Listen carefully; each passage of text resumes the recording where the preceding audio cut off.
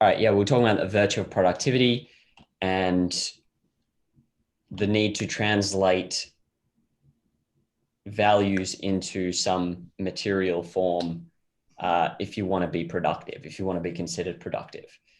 And so if we're talking about, let's say, a scientist or a scholar, they give the example of in due course, he must take the next step, which is to give his discovery a form. And in his case, the professor, it might be writing a treatise or delivering a lecture.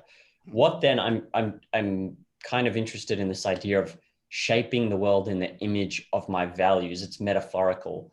Do you think there's anything beyond just when you say shape the world in the image of your values, it almost sounds like you want to have some big impact on the world as opposed to just produce something like, hey, let me grow some bananas in my garden. What is there anything added in that metaphor of shaping the world in the image of your values other than just translate in your mind? Do you think there's anything added in there? Yeah, I think the idea is the same as saying you cultivate values, that things aren't just going to be there just automatically. Say, if you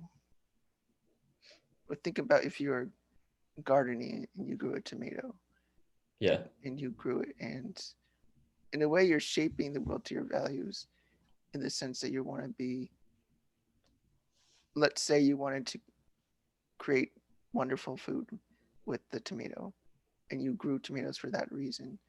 I can see you're shaping reality in the sense that you're trying to shape things according to your values, that what you want to make with the tomato, what the flavor of the tomato you're producing something that didn't exist before, that you brought it Right. out with your efforts, or you made it more likely that this would occur. You made it more easily to occur. So you're making real the effects of what was, you're making real what was not there to begin with. Like you need to make real that value of, I want to have, say, a wonderful experience eating a fine dinner, that you need to produce it. You need to shape or make the world in such a way that you can have that. Like obviously you're not going to have that fine meal just by wishing it or just picking it off a tree even. You have to acknowledge this value, seek it out, and produce things in a way that it comes to fruition. Right. Okay. And then say the philosophy tutor who wants to shape the world in the image of his values, is that his ideas or the ideas that are being communicated then transferred into some physical form in other people? And that is, I'm just trying to understand this shaping the world in the image of your values, Well, let's because you use a could separate that from like, I work a job, right. I work as a garbage collector, for example, just because I want to support my other interests. Yeah. Um. Yeah. I mean, that's a good type of question. So I've got some concrete examples in my mind. I can think of. Well, Aristotle taught Alexander the Great directly. Like he was his tutor, Right. and he taught him like all these, what is virtue and everything else you could probably imagine. And I would bet Aristotle was doing that because he was enacting his values about philosophy in a way that would affect the world. I mean, I don't know what Aristotle thought exactly of that, but we could think that Aristotle knew the impact of thinking in philosophy, and he brought it to Alexander the Great. And we could say that whatever great things Aristotle discovered, he could bring it to somebody that can enact them. Alexander the Great didn't have to think about the same things Aristotle did as much as he was taught by Aristotle. Aristotle brought him to understanding, hopefully, and that would have a direct impact on the world. Or philosophers very commonly were advisors to Roman emperors. Right. Um, I Yeah. mean, Okay. even the bad ones, like Seneca was an advisor to Nero. But in either way, they are somehow making their values real. They're making their scholarly discoveries into something real. They're bringing it to the world. They're bringing understanding so that other people would adopt those ideas. Yeah. Okay. I think that is this is not on topic right now, but this whole exploration of values and being clear on what kind of world you'd like to live in and what you love and what you don't love is I think a rich topic to Yes. explore because it's not obvious. Okay, so the principle of he then later goes on to talk about the principle of purpose and that meaning conscious goal directedness. He's using principle here loosely, right? Because there's no like principle of purpose isn't some general truth on which others depend, unless I've misunderstood. Um, Like Principle of when purpose. I'm putting this in mind, putting this away, okay, like I'm thinking of productivity. Um, where does the principle of purpose does that I mean there's just purpose is using the word as a anyway, yeah, you get what I'm saying. I think this is a more general usage of purpose. I would say principle of purpose. Principle, at least as far as thinking about goals. Like purpose is the way we organize. This even way of thinking about values and pursuing things. That it's all organized around this single idea. It's not a principle in the same way that a productivity is a principle though. Like those are principles of ethics, I would say. And these are Okay. principles of maybe you could say of values, principles of value, like in terms of like purpose defines what a value is. Like if life is your ultimate purpose, that will define what makes something actually a value. If it underlies really anything you think or say about value.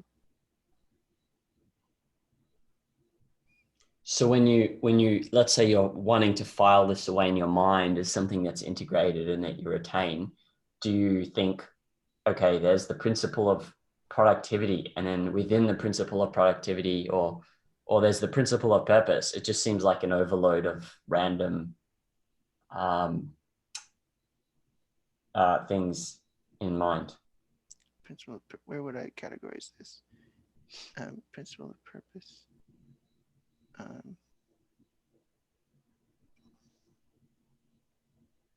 Um, I usually, when I think of purpose, I usually think of just a category of goals, like all different types of goals, whether they're consciously directed or, well, there's consciously directed goals. And so, just a principle of purpose. I mean, it is a truth that others depend on it. This truth that purpose means conscious goal directedness, or the principle is conscious goal directedness in every aspect of one's existence, um, where choice applies. I think it's just saying that it's a fundamental value different than the virtues. So I do think separately the virtues versus the primary values. And there's overlap between the two, but purpose, there's a principle underneath it. Like Okay. the principle is goal directedness. Oh, I understand what you're saying. Right. The values. Okay, so there's the principles behind the values as well. All right. Yeah, And that's how I do it in my mind. That's how I've organized them. and this idea of explicitly defining abstract values and then specific objects which you seek to gain, how does this work in terms of could you call them subjective interests? Like I'm trying to understand. Okay, let's say I grew up in some town and I saw a picture of a guitar on a billboard and I'm like, oh, I really want to play guitar. There's nothing wrong with me pursuing that as a hobby. Uh, there's nothing like objectively that I can say, oh, apart from I'd say I like the sound of it. There's nothing objective about it apart from it's okay to pursue a hobby. And so um, how does that fit in with like explicitly defining your abstract values then pursuing them? Because in a sense, a lot of what interests us might not be uh, consciously determined, right? You just grew up in a certain environment, you had a certain sense of life which wasn't your choice, you were just a child and you liked the sound of that song and now you like guitar, and that's not really like explicitly, apart from saying pursuing a hobby is good, that there's no explicit definition of value there, right? No, I mean, we've got just the identification of that pleasure or enjoyment, or which would be subjective because it's not defined by any like fact, or it is up to just how you feel. That's what you're Right. saying, like it feels right or it feels good, but then you could evaluate that separately from in what way does that impact or affect your purpose in life? In what way does that impact purpose? Right. We might say that you want to explore what has caused this feeling. You might want to explore that just why it's enjoyable. That, and I don't think there'd be anything wrong with that, because if you're trying to think in the context of life as your purpose, you have to think about why you do what you do. Even like you do things either maybe to learn. You might do things, well, it's all to increase your flourishing, but you might go to um, you can say you can do some things because it would make you integrate your values more, make you more conscious of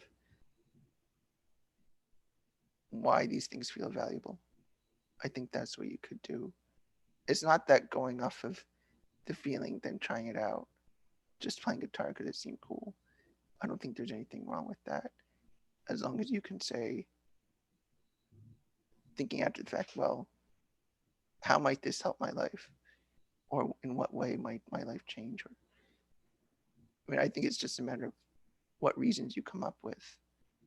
You could, of course, rationalize it, or maybe you could easily come up with a reason. Or let's say you don't even know a reason, which can easily happen. I have no idea why it's interesting to me that, say, I want to learn German. Like, I mean, I've got some idea of why I'd want to learn German someday, but I can't really say why other than it would feel cool. But I could integrate that with my other values. Say, I like the communication that um, I can have with understanding words, or I understand that if I learn German, there's a lot to learn about etymology, which I enjoy, but also even watching TV shows that I might like, or reading Nietzsche in the original German might be interesting. But I would almost say that's more intuition going there, and I'm just trusting my intuition to go with it, because there's nothing immediately standing out as this will harm me, this will do something bad, other than there's some intuition that something's going to pay off and I'm going to try it. Because I can't necessarily look at everything and every detail before I do it. So let's just dive in to see what happens. Right.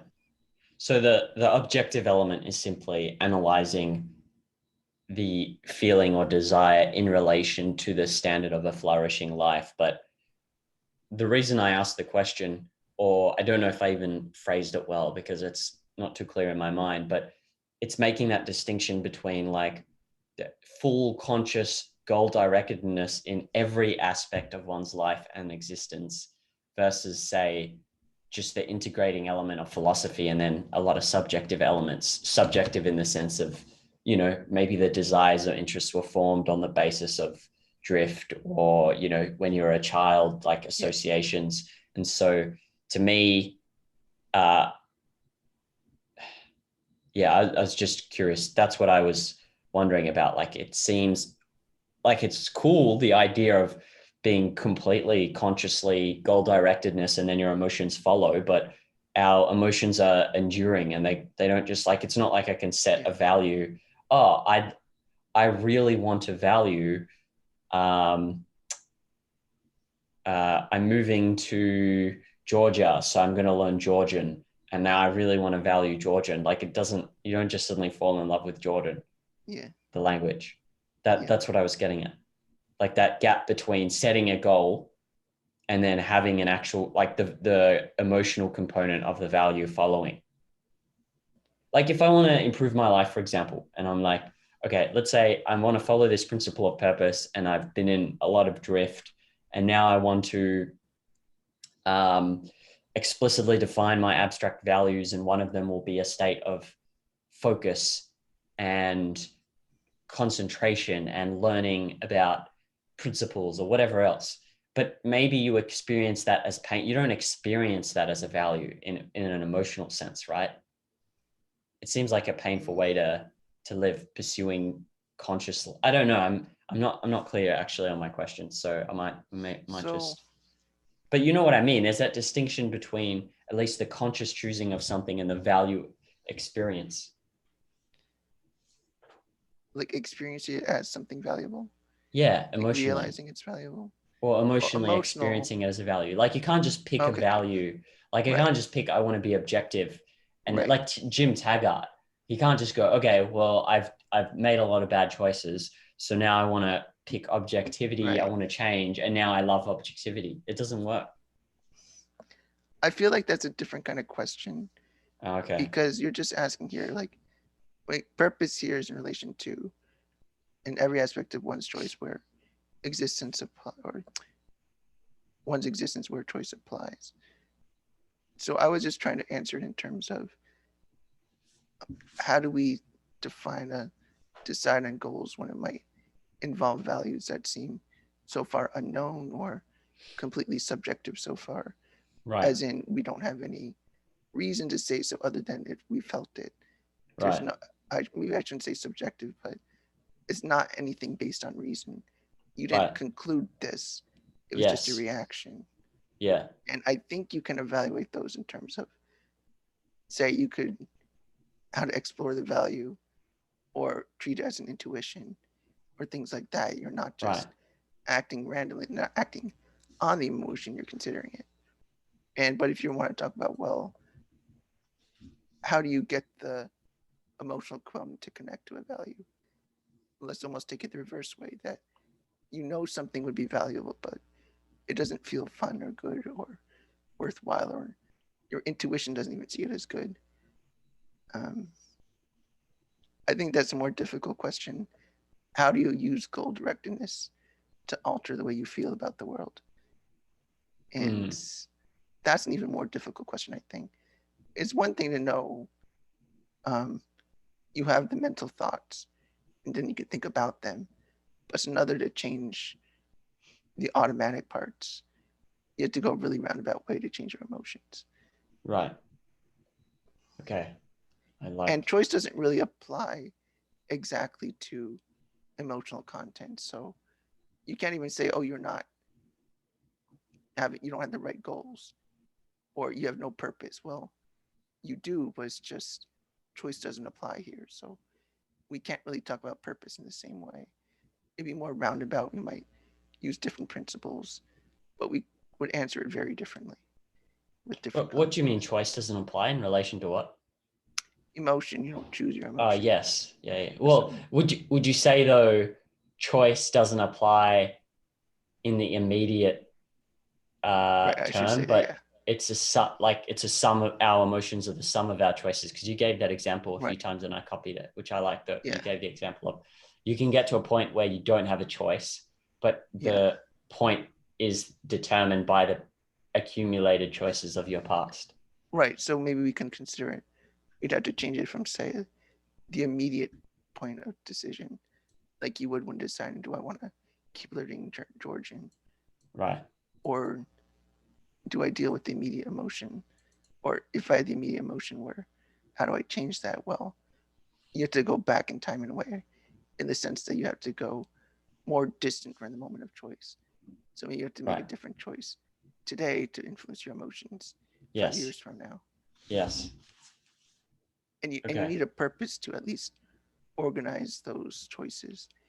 At least at some point when you're making the choice, purpose is a way to define or make the choice, or a standard in which to make a choice. Even like your purpose is why you choose. Like, is what caused final causation, as Aristotle put it. Like Yeah. She the says reason that. these choices are made in the first place, not just like, oh, you see a guitar, makes you excited, you try it. I mean, that'd be more like efficient causation. Yeah, the stimuli uh, provoked you to be interested in guitars. Therefore, that's why you practice guitar. But then you can ask, why do you practice guitar? Or let me phrase it this way. Say, I ask you, why do you practice guitar? You can answer in several ways. Like, you could say, well, what made you come here today to play guitar? You could say, like, oh, I had some um, I saw the guitar. It reminded me of something in my childhood. So I thought I'd try playing guitar today. And that'd be a fine enough reason. Nobody's really going to question you deeply.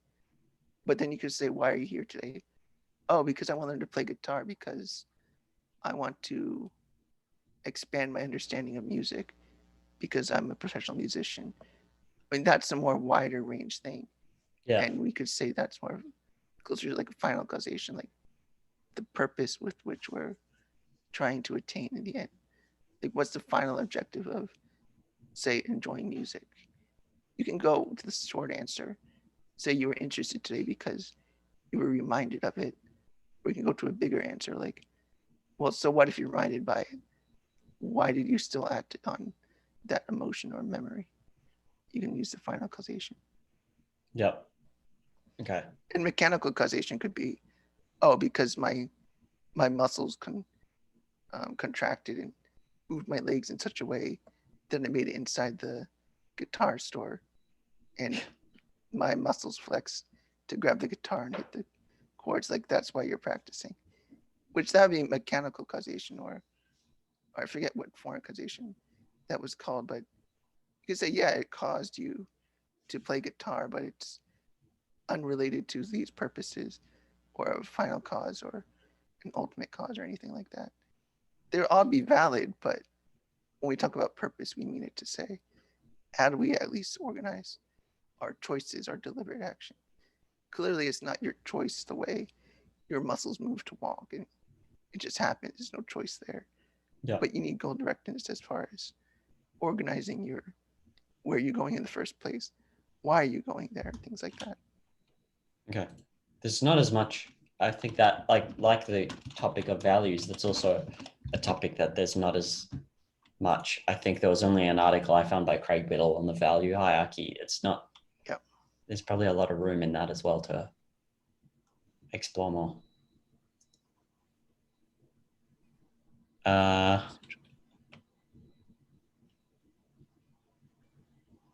Yeah. So this idea of goals being interrelated and then integrated into a central purpose.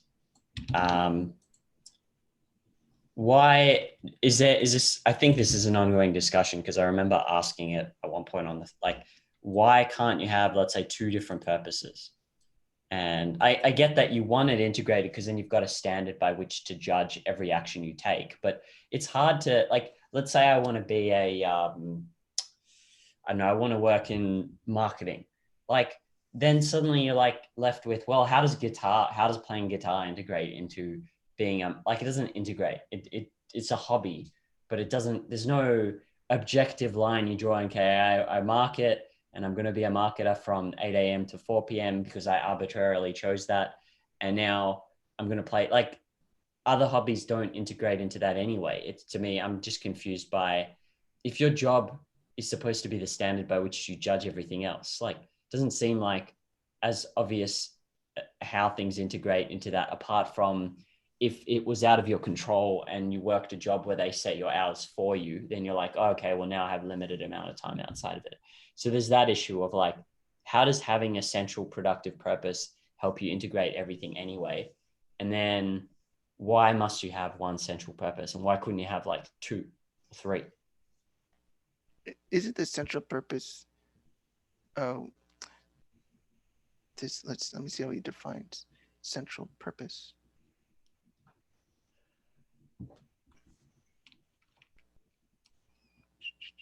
I think it was a productive pursuit. Central purpose is some productive activity, a purpose. It doesn't have to give you money, but it has to be, you have to produce some material value. I'm trying to see if yeah. Does this imply that, I'm not sure if there can only be one central purpose. He seems to make it distinct from life as an ultimate purpose. It seems to be like a sub-purpose. It is. And if you have a sub-purpose, then sure, I don't see why logically you couldn't have more than one. I mean, you wouldn't have a huge amount, but more than one is what I would think. At least but he's one, saying he's saying central, meaning, yes, life is the standard, but there is one that's dominant. That's my understanding. Yeah. I think that's harder to answer. Like, can there only be one, or should there only be one? Yeah. I can't see a reason to say why there shouldn't. I mean, one might be sufficient, but two could be fine too. I don't see why one is necessarily better or more integrated, depending on the goal. I mean, sure, maybe sometimes one makes no sense, but other goals, you might have two central purposes. But I don't want to nitpick on him about saying Yeah. central, Yeah. Yeah. therefore there's only one. So I'm Yeah. not sure if he means to imply that there's one, or Right. there's just say a couple, like you have Yeah. say like three, but Yeah. some Okay. small amount. And I'm not sure Yeah. how to interpret him. And then let's say okay, well let's go with one for now just to make it easy, Okay. because we can revisit this Yeah. later. Let's say you have a central purpose, and Yes. let's take me as an example. Right now, my central purpose is studying philosophy. But then, how does that help you to apportion your time and assets among other concerns? Like, okay, uh, I don't think it necessarily follows that if my central purpose is studying philosophy, it means most of my hours should be spent studying philosophy, because it could be that maybe you can only do 6 hours or 5 or 4 hours a day of productive work. And so it doesn't really tell you about the time you put into it. And it doesn't tell you, um, like, does it mean I should play guitar, or does it mean I should go and volunteer on an animal farm in my spare time because I like animals? Like, it doesn't, I still don't get how having a central purpose will help me integrate all my other interests. You know Well, what I'm saying? Like, there's no, yes. does I think it only it helps yeah. make choices between two options sometimes. I'm trying to Okay. think of a more concrete way to phrase when you're trying to make a decision. Well, say you need to decide, but if you say, let's even make a trickier example that your choice is even maybe something. No, I'm gonna cancel that one. Let's see. I'm thinking of an example of. Say if you had a choice right now to decide between, I don't know, reading an essay by Ayn Rand versus, um, I don't know, going for a run. Yeah. I mean, you can't say they're totally. Oh, you go for a run. You could think in terms of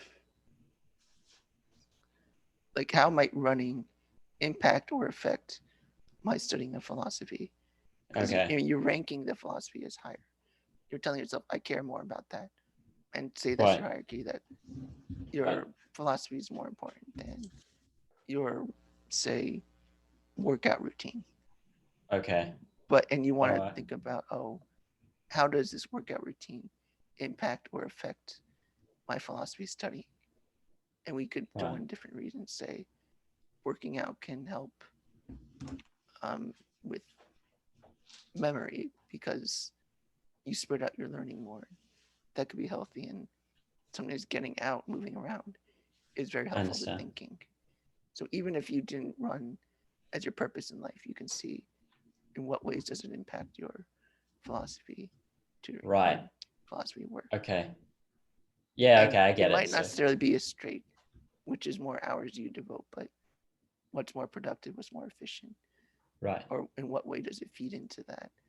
You wouldn't start suddenly thinking about like in what way philosophy serves running, or you wouldn't flip it or something like that. I mean, it that way it keeps it organized. That you don't I sometimes understand. think of. Yeah.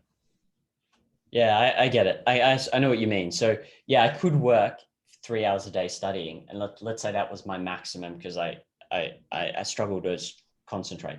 But everything I do I will take into consideration that central purpose. I'll be like, all right, well, if I want to rejuvenate myself the most, so I'm ready to study and have a very efficient day tomorrow, does that mean I should learn to play guitar? Will that re-energize me more for studying philosophy, or should I go and feed the lions at a zoo? Yeah. And ask myself those kind of, like, what'll add the most to my central purpose, so that it's just, but that's like more like a value hierarchy, right? Like where you judge everything in Yes. relation to the Yeah. Okay. Yes. And the central purpose being like part of identifying or integrating what's lower in hierarchy to the higher. That purpose is what organizes the way you act with regard to your hierarchy, that your purpose is pretty intimately connected to your value hierarchy. Like your central purpose is basically like what do you want to attain that's highest on your value hierarchy. You organize things around that choice. Okay. And then I mean, I brought this up. I think that issue of like, you know, he gave the example of someone who doesn't want to live anymore without their partner, which Yeah. I was like, well, if you're saying work is the highest value, how does it make sense if you lose something, if your work is your highest value, but your partner is supposed to make you want to not live anymore? It just seemed like I didn't get it, but I never really understood that one either yeah, myself. I mean, I get the thought, but me I'm too. not sure I can make into a coherent argument. Like Yeah. it seems just like, oh, it made me feel bad. Like, well, yeah, life is hard. I'm sure it's a huge loss and would make you feel depressed for a bit, but it's not like not want to live anymore is a completely different Yeah. thing than I'm depressed and I'm sad. I need to work through it. I don't see Right. how it really helps the distinction helps anything. Right. Okay. Um, so the purpose is referring to something in the value hierarchy, and then you weigh everything in relation to the pursuit of that thing in the value hierarchy when you've got a central purpose. Yeah. Or Okay. everything's in relation to it. I can see how if you had, let's say I had four central purposes, it wouldn't be essential. I had four Yeah. purposes. It would be hard to then, like, let's say I'm interested in guitar. Let's say I'm interested in, I'm deciding between guitar and drawing. Which one do I judge that in relation to which purpose should I judge whether I pursue guitar or drawing Yeah. if I have four purposes? Yeah. I mean, it would make sense if you're trying to find it. I mean, you can't assume just pick one and go. Sometimes do need to explore a bit, but at some Yeah, point you need to decide, or otherwise it will get overwhelming. And you're not even sure which direction to go. You're like yeah, feel like you're only making little progress or right. things like that. That, you know, on this question of picking a purpose and a productive purpose specifically, there's obviously a lot written about it, but it goes back to this thing of, um, you know, like if you're consciously choosing your purpose, how long will it be before your emotions follow? Or can you pick anything and just pursue it? My answer to that is no. But then there is that you need to take into account some kind of subjective element of, I don't know, maybe your mind works a little bit differently and it's so automated you can't change it. Or maybe you do have good memories of something and those associate, like that's what interests you. And there's no, like you can rationally assess it and say, okay, well, there's nothing wrong with this. I have, you know, it's not a choice here between theft and productive work, or I have all these productive work related choices, but some just subjectively play into my personality better than others. And so I'm going to pursue those. Um, It seems like that's how it's got to be done. yeah, I would avoid the word subjective. I mean, I do agree with the thought behind it. I just don't like the word choice. Subjective is always a loaded word. I like to Yeah. just avoid it anyway, personally, because Yeah. it Okay. says baggage with it. So I try to Yeah. avoid using that word. Okay. I I know would what you mean. say, I don't know how else to word it, but it's basically those parts of your personality that are emotionally encoded from past choices or lack of choices or whatever. yeah.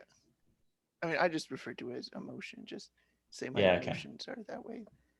Yeah. I tend to think of it in terms of intuition that you need to use when finding central purpose and things like that. I don't think you should even consciously evaluate all of it because you're trying to deal with a vast sum of values that I think on some level you need. It has to be with some intuition that you look at it, see what your intuition is, and just pursue it from there and just explore it. I don't think you can just know outside of just trying it all.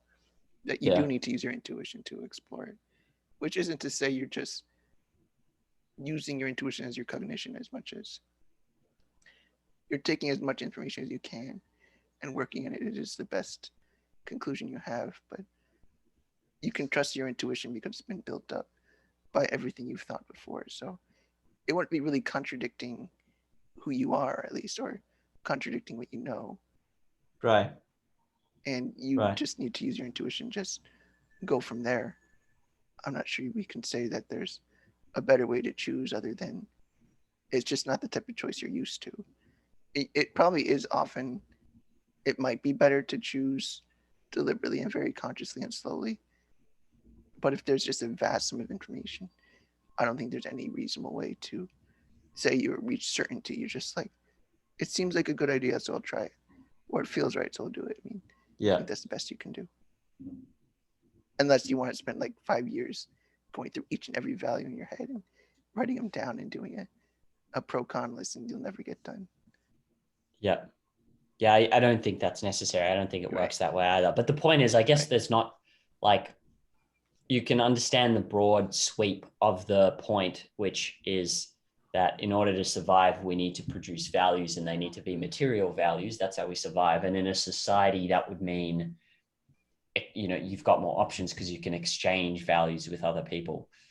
And so that I understand it broadly. But yeah, there's definitely a lot of room to explore. Like, okay, well, what does it mean to explore your values? How do you?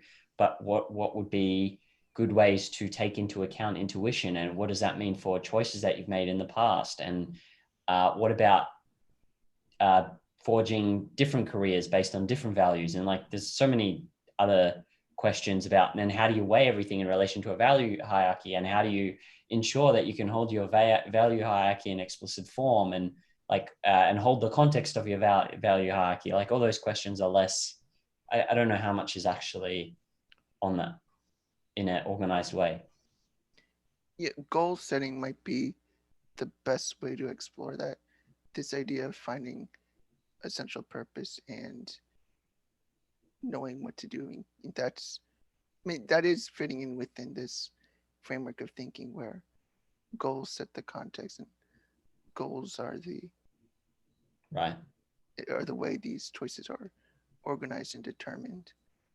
That in some way the choices you make about what goals to set are just say you're setting your GPS to the location where you want to end up. That's what your consciousness is doing at least.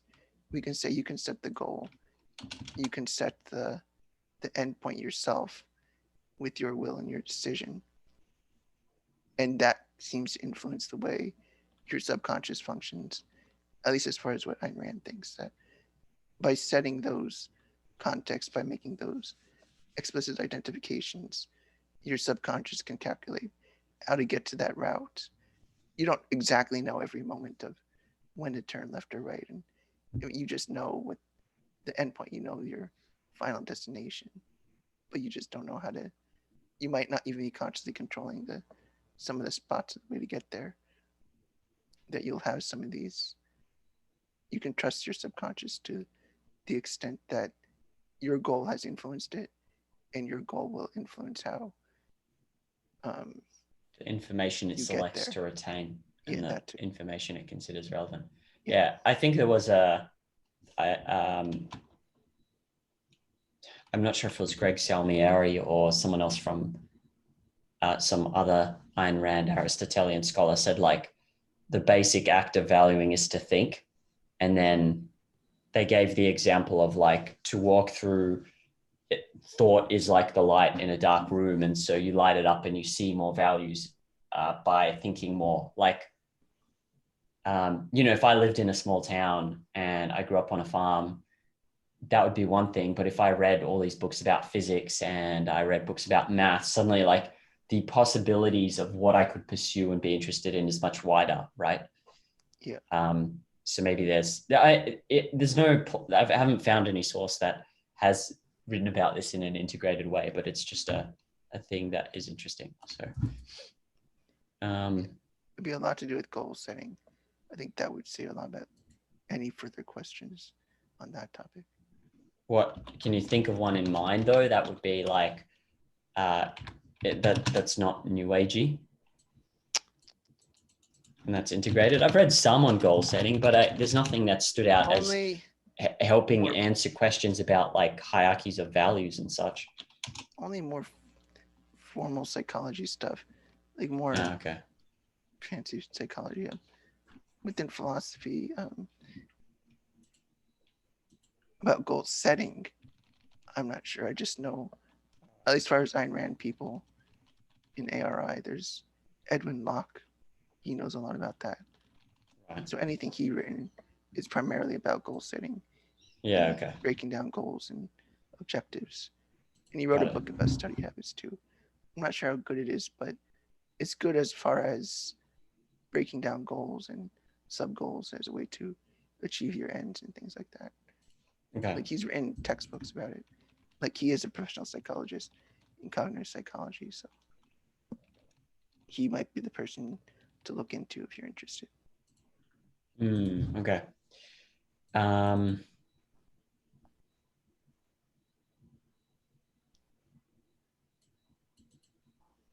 so, okay, here's my understanding. So this passage talks about productive work, if approached rationally, incorporate into man's daily routine the values and virtues of a proper existence. And so the key to achieving the three values, the three broad values of reason, purpose, self-esteem, and the only logical means to achieving them is some kind of production of material values through your own work. There's no like, and so people will always take like you can benefit from social relationships, but they will always take a back seat, right? The model is that you live on an island, basically. That's where they're going from. You live on an island, so you because you have to think for yourself, then you have to produce your own material values, and so work always comes first before social relationships in terms of values. That doesn't strike me as the right way of thinking about it. Okay, good, Um, because then I can learn something. Because that's how I'm thinking about it. yeah, let me see how to interpret this. I'm going to go one sentence at a time. The activity of productive work, approach rationally, okay, incorporates the activity of productive work. I don't know, let's just say writing a novel. Ayn Rand Yeah. writing a novel is the productive work. Yes. Incorporates into a man's daily routine the values and virtues of proper existence. So for Rand, that would mean incorporating into daily routine the values. I guess, I don't know. Let's use a non-objectivist. That would be, it's almost making it too easy if we pick somebody who agrees with all this already. No, let's say Okay. just Carl Jung. Leonardo da Vinci. Let's just Okay, pick Da him. Vinci. Yeah, cool. Say his daily work, he goes out drawing what he sees, incorporates into, if that's productive, like say he builds an invention or even makes the Mona Lisa. I mean, he's incorporating like virtues of proper existence. He's going out of the world, exploring it, using his mind to make decisions, seeing how the world is and testing it out for himself, not just trusting intuition not just trusting what the crowd says. Like he's like a really independent thinker, let's say. That would be the rational way to do it, according to Ayn Rand here, or Peikoff here. And doing that establishes and maintains its spiritual base. So I guess the reason for living, reason for getting up in the morning, what's the value of his existence to himself? It establishes that, the fundamentals that are, and that's even more central to all other concerns.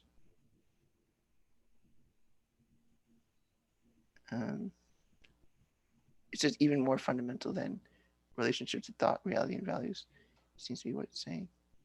Like just saying that purpose, the productive work itself, is the base of all these things. Like you need that first to even talk about the right relationship to thought, to reality and values. Right. A man doing productive work is a man exercising his faculty of thought in the task of perceiving reality and achieving values. Yeah, that's Leonardo da Vinci going out to draw things to become and better understand the world better. He's doing work and not just think how should I think about these things or what should be a value. Is actually talking about making it real, achieving something, or and it's more than just a physical quality of life here, but it's actually a spiritual base, a reason to even act in the first place. That's the claim. That kind of activity is independent of other men. So it's not dependent on, say, the productive work itself, the making the painting, say, where he's actually finally there with the Mona Lisa making a painting. Yeah. That activity itself is only being done by him. He's the one doing it.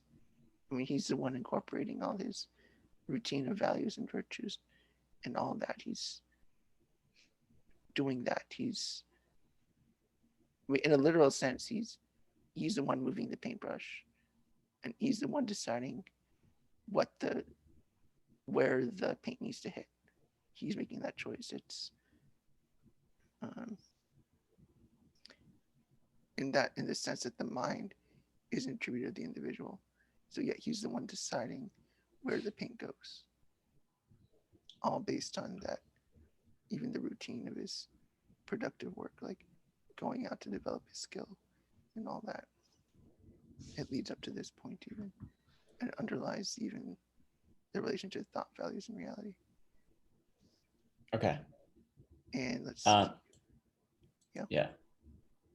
Yeah, I think where I got confused and where I'm now, I think I get it now is I was like, well, relationships also require reason, purpose, and self-esteem, but you can't sustain yourself through purely a relationship. And the relationship depends on purpose but you can't make the relationship the purpose because it won't help you survive.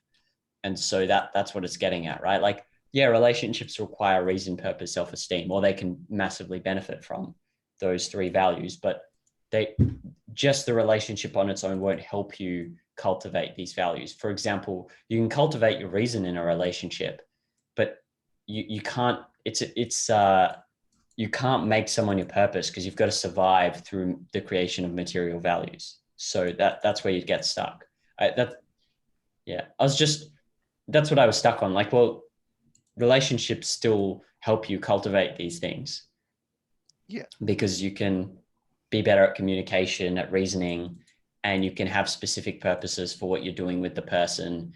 And you can, I don't know, learn from mistakes and develop self-esteem. But you can't, on its own, a relationship can't, you can't sustain, it's not a purpose that will help sustain your life. So that's where it gets caught in terms of like, that can only be productive work, right?